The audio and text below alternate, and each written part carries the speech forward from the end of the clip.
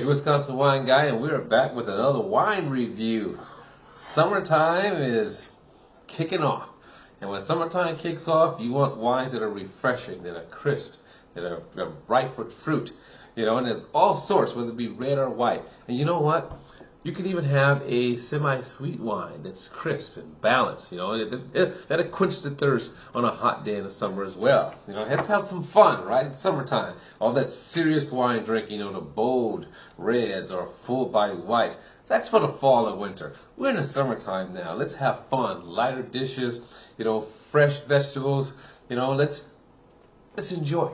All right. So today, but for those who are new, these are wines that you can find wherever you shop for wine, liquor store, grocery store, some wine shops, maybe even larger stores, you know, just wine stores. You can find these wines, and I get a selection of wines and give it a review, utilize the infamous thumb rating system. My opinion, thumbs up, said, you know, recommend that wine. It's a pretty solid wine. Can't go wrong with it. 3/4, you know what, I would rock this at a party.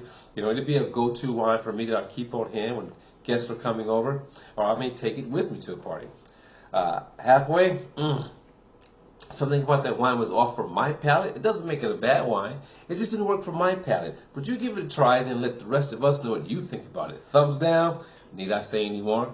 Oh, every now and then, though, there's infamous double thumbs up. You know, if you ever see me do a double thumbs up on a wine, I recommend, highly recommend you go get that wine and give it a try. Okay? And because I give it a double thumbs up, you may not, but that is the wonder of wine. Let your palate be the guide. So, today, we're going to be doing 2 wines from Oyster Bay. You know, the Oyster Bay has been, you know, making a name for itself, making some rounds, you know. They do Merlot, Pinot Noir, Pinot Noir Rosé. They have this. Today, we're going to be doing the Sauvignon Blanc and the Pinot Gris from Oyster Bay. The Sauvignon Blanc I did before, I believe. I can't remember the vintage, but I will make sure I have a link inside the video so that you can see that. But I never go back and taste the wines, or I never go back and look at the video to discover what I said about the wine, okay? But I do put the link in, and after I shoot the video, I go back and do a review of the review and see what I thought about the wine, if it's consistent, if it's not, okay, what changed. So it's always good to do. It's always good for you to do also when I do a new vintage of a particular wine. So Sauvignon Blanc I did before, but the Pinot Gris will be a first time. Looks like both of these are going to be 2022. And even though they're from Oyster Bay out of New Zealand, they come from 2 different regions. Sauvignon Blanc, Marlborough, Pinot Gris from Hawke's Bay. All right, both cool climates, soil similar, but producing 2 entirely different wines with some underlying similarities. But we're gonna give it a try and see what we got here. So I'm gonna switch my order here so that I don't make the mistake when I pour in the glass. Those who've been following me know that I always try to do the Sauvignon Blanc second in a wine, because Sauvignon Blanc is such a dominant, such a dominant personality that it's going to overtake any other wine that comes after it. But you would think from 2 wines from New Zealand, they should be running neck and neck, right? But I'm not going to take the chance. We'll find out when I taste if they will play nice together and go back and forth. All right, so here we go. 2022 New Zealand Sauvignon Blanc and Pinot Gris. 12.5% alcohol on the Sauvignon Blanc and 12.5% alcohol on the Pinot Gris. So we're talking wines that are just like in that sweet spot of just like everyday drinking. You know, not so much alcohol, but they have a good balance to a good presence of fruit. It's going to be fantastic, right? All right. It's not something that can give you like a quick hangover, but if you drink enough of it, it can. Let's get to it. Pinot Gris. All right, Sauvignon Blanc. Now, here's go to the nose. Pinot Gris first. Oh, wow. You know, nice citrus notes. A little minerality there. Almost like a washed rock. You get that, like a wet rock? In addition to more like white peach and melon notes. And even pick up a little bit of kind of like, for me, a little white pepper. All right, no, not too bad though. But the fruit comes through, smells really nice. I can see those legs on the wine, on the glass here. I don't know if you can see those, but I can see those legs coming down. Now for the Sauvignon Blanc. Woo, baby. Green, green, green here. So you get a nice little grassy notes. In addition to grapefruit. And some like pepper, like a jalapeno pepper. Wow. Definitely. Wow, nice. You know, like when you freshly bite or cut into it, you get the mist of the fruit, of the juice from the pepper. You get a little bit of that here.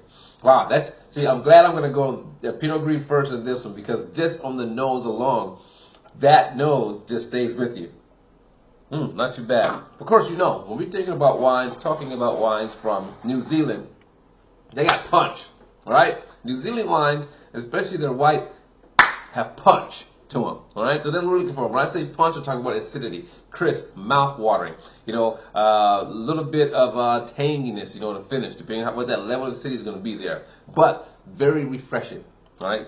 Great food wines. So here we go. Pinot Gris first. First step, rinse, all right?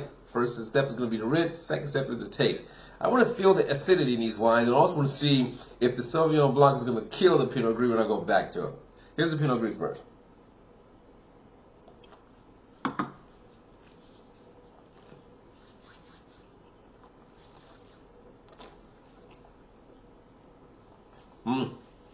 Wow. So, nice mouth-watering acidity. That flavor, just like on the nose, get on the palate, but I get more of the white peach and little apple, almost apple on the taste. You know, just settles in the mid palate. But I'll still stick with the acidity, make my mouth water. I'll still stick with the predominant white peach for me. Wow. Now for the Sauvignon Blanc. Nice finish on it though, on the Pinot Gris. Very nice.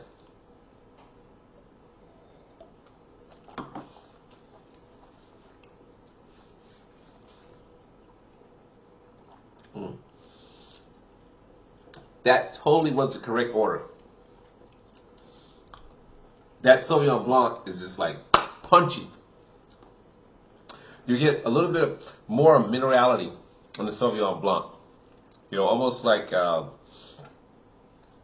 chalky. You know, it's still like the combination, you know, of the wet rock, I like to say. You still get that, but you pick it up more here, you know, on the Sauvignon Blanc. Again, nice acidity, grapefruit, pepper, just like the nose on the taste, and that taste is still there. Let's see if the Pinot Gris can hold its own. Now again, that Pinot Gris has that New Zealand punch, but it's not as punchy as that Sauvignon Blanc. But let's find out.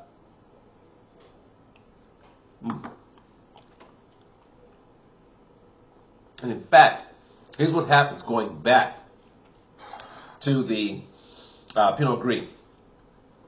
It kind of makes it more tart, and it takes away the flavor. Okay? This just kills it. That's why I tell you, you know, forget all the books that say, you know, the Chardonnay, then Sauvignon Blanc, then Riesling.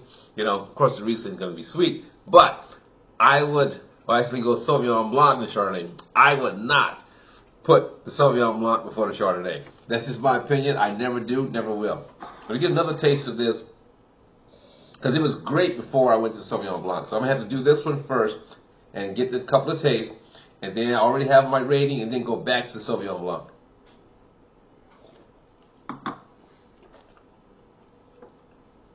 There it is. It's back. Now, here.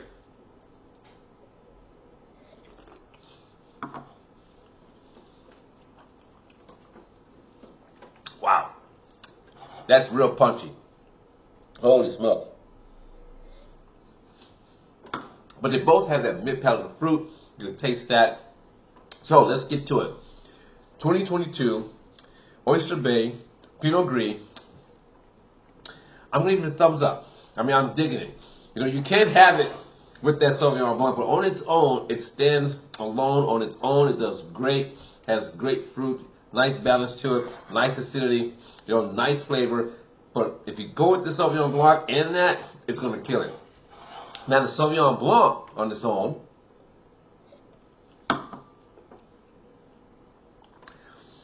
it's a little more punchy than what I like in a New Zealand Sauvignon Blanc. And I'm sure some would actually like that. You know, so it's a little bit more tangy for me. But it has a good balance to it. It's a little bit more tangy for me. I'm going to go 3/4 for that. But if you like that punchiness coming from Sauvignon Blancs in New Zealand, this is the one for you. It doesn't miss. It's right there. But there you have it. Thumbs up on the Pinot Gris. Nicely balanced. You know, good acidity. You know, it has some tanginess to it, but not as much as Sauvignon Blanc. 3/4 on Sauvignon Blanc. There you have it. It's your Wisconsin wine guy telling you as always, let your palate be the guide of selecting your wine. Give these a try. Let me know what you think in the comments. And I will put for the Sauvignon Blanc in the links of what the previous vintage was. See you next time. Ciao.